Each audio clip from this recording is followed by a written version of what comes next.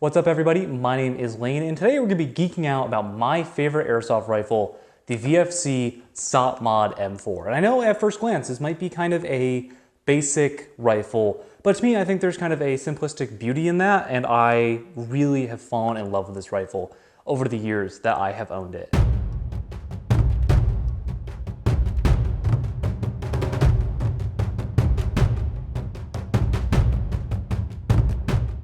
Now the reason that I picked this up in the first place is not only is it the VFC Avalon gearbox, which I think out of the box is a great option for a stock rifle, but it is kind of that more classic aesthetic. If you look at it, it's a basic quad-railed M4, and really, you know, it's weird to say, but you don't see those that much anymore. Everything has really switched over to M-LOK. You still see a little bit of key mod out there, but seeing a little bit more classic rifles, just there's not as many options anymore. And I think compared to some of the other options out there on the market, this VFC one really is one of the best options you can get. It's widely available because it's distributed through Elite Force in the United States. You can get it pretty much anywhere.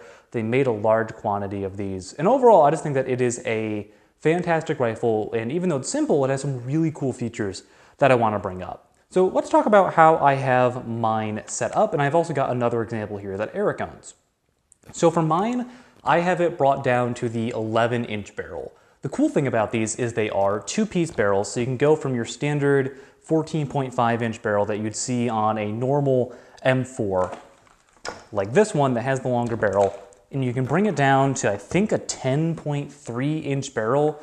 The barrel ends right after the bayonet lug for reference, and I have a little 1-inch extender on there that I have a tracer unit on. The thing that I really like about this platform is because it is old school, it's great for a lot of different kits. Whether you're using it for US infantry kit, which we do for Task Force Keg, whether you want it to be the short-barreled Mark 18 Mod O style like I have here, there are just so many impressions that work from like the early 2000s to about 2015 when Special Forces started to switch over to things like the 416, once they started to get into like Block 2s and Mark 18s, stuff like that. This rifle is good for so many kits, and that's what I like about it. So here, this isn't in any particular setup for an impression. The only way that it would be is if I did a 14.5-inch barrel with a standard birdcage flash hider. This is what I use for US infantry impression kits in Task Force Keg. But with the chopped down barrel and the kind of squatty, beefy suppressor on there, this is just kind of like your generic like 2008 Special Forces gun. Again, before they went to the Mark 18s, the Block 2s, the 416s. And I love that classic look because this was like the cool gun when I started playing airsoft in like 2008 or 2009. Like the cool guys out there, whether it was in video games or like when GMR was at like the top of their hype, this is the type of rifle they had, and I've always just had a soft spot for it in my heart. So again, 10.3, 11-inch barrel-ish. With the suppressor on there, this is an Ace-Tech AT1000 tracer unit. Behind that, I have a Bravo PEC 15 device on here that I don't use because the flashlight isn't great and the laser is way too hot and it'll actually hurt somebody if I shine it into their eye. So like most things in airsoft, I have it purely for looks. On the other side, I have a Element or Night Evolution, I don't remember, clone of the old school chonky Surefires, and I have that with a pressure switch that I hide on the other side underneath the old school ribbed rail cover. I have a micro PTS grip on here as well, and that kind of rounds out what I have on the front of the rifle. Moving back on this sort of rifle, I like to just go with a standard red dot. I feel like the only acceptable option for something on this, because it doesn't have a continual top rail that is magnified, is something like an ACOG. I know back in the day, cool guys would put like giant Leopold scopes on here, but like part of what I like about this is even though it's not M-LOK, it's pretty lightweight. Like if I don't have the crap on there, I don't need like the fake PEC box or even the flashlight. It's become still a very light and handy rifle without it being M-LOK. I did replace the original rear sight that comes with it. It's like one of those chopped down carry handle sights with a fake MA-Tech style rear sight. The Knight's Armament 600 meter ones are also super common, but I think that these are a little bit better and a little bit easier to use with a red dot than those original ones that are always up there. But this is generally what I would run on here. I still have the standard pistol grip and the standard crane stock on here. While I love the look of like slimmer LE or CAR 15 style stocks, I want to have the ability to have butterfly type batteries in here. And again, it goes with that old school vibe regardless with this stock on here. So I think that it looks, fine just how it is as that old school look. But the thing that I like about it is, again, it is a blank canvas. And if we look at Eric's rifle, which is the exact same build, there's some similarities. There's some things that you're going to see on both of them. Like we both have the original stock and pistol grip. But on here, he's got a EOTech. He's got his D-ball, which is an actual cool laser, not a knockoff Chinesium one like mine. Knight's foregrip, which is super classic with this, and I actually prefer it to the grip that I have on there. The exact same style of Surefire, coincidentally. And then this quad rail extender that goes beyond the front sight post, which like these are not the best thing in the world because they're just held down with like 6 Allen keys and they don't hold 0 if I remember correctly. But God, they look cool. And like that's all airsoft matters. That's all that matters in airsoft is looking cool. And I just think this is a nice like retro SOF style build. And that's really what I love about this platform is that it can really just be whatever you want it to be in a slightly old vibe. I feel like so many people out there you see with the MCX or the Mark 18, but you really don't see people with these anymore.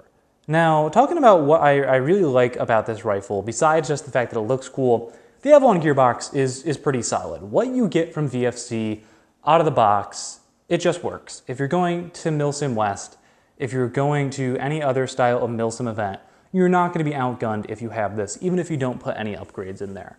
Sure, you should upgrade the hop up and barrel when you get a chance, when you have the money for that. If you want to switch over the electronics to have a little bit better rate of fire, have better trigger response, you can do that. But I think running this stock, which mine still is to this day, except for barrel and hop up, it is plenty fine.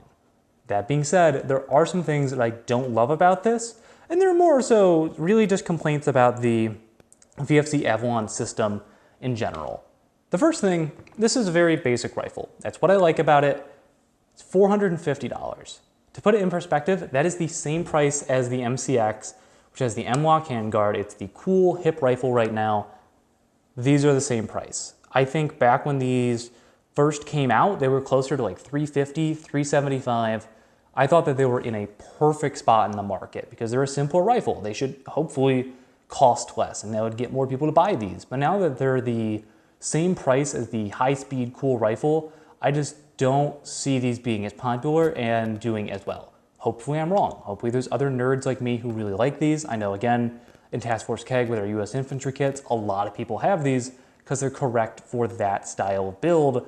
But to the average airsofter who's not doing an impression of a unit from 10 years ago, I don't see why you wouldn't buy the MCX at this point, in complete honesty. I think the only thing this really has over it is battery space compared to the original MCX stock. A couple other things that I really just don't like about the Avalon system is they still use Tamiya connectors. It's 2023, we're not playing airsoft in 2008. Tamiya connectors have been the place that I see most airsoft guns fail because unlike Dean's connectors, for example, you can have the wires back out of a Tamiya connector. 99% of the problems I see with players when they plug in a battery and it doesn't shoot is that that wire just backed out. On mine, and I'll throw a picture up right now, it's just completely like electrical tape down so that the wires cannot swap out. The number one recommendation that I have to people when they buy Avalons is just go to Dean's. They're more efficient, the battery's more secure in it, and it's just going to avoid a lot of headaches. Tamiya connectors just need to go at this point in airsoft. They've been around forever, they've served their purpose, but there's better options. And from a manufacturing standpoint, I can't imagine that putting a Dean's connector on versus putting a Tamiya connector on there is much more expensive for them to make at the factory. And at the same time, Elite Force sells Dean's batteries. They sell Dean's LiPos, so it's not like it's incompatible with the batteries they sell. I don't get why they haven't made the switch or at a bare minimum include an adapter in the box.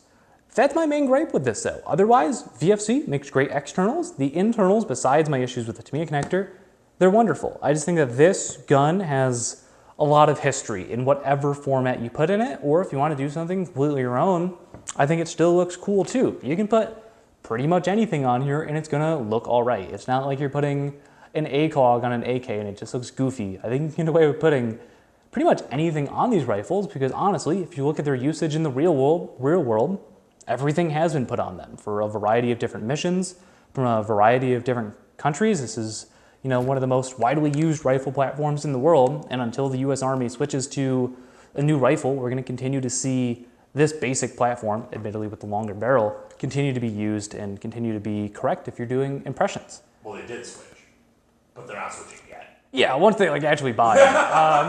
once they actually buy all of those rifles. But that's going to do it for today's video where we geek out about one of my favorite rifles. Again, this is the VFC SOPMOD M4. You can get these through Elite Force if you live in America. You just get them through VFC if you live in a different country, from my understanding. But that's going to do it for this video. If you want to watch some of the other geeking out videos that we've done, you can click right up here. Or if you want to watch a video that YouTube thinks you like, you can check out this one right here. But my name is Lane, and I will see you all next time. Thank you for watching this video from Gun Gamers. We hope you enjoyed watching it as much as we enjoyed making it. Check the description below if you'd like to buy a t-shirt or a patch, and use the coupon code JUDY10 for 10% off of your next order at Amped Airsoft. Thank you again for watching, and praise Judy.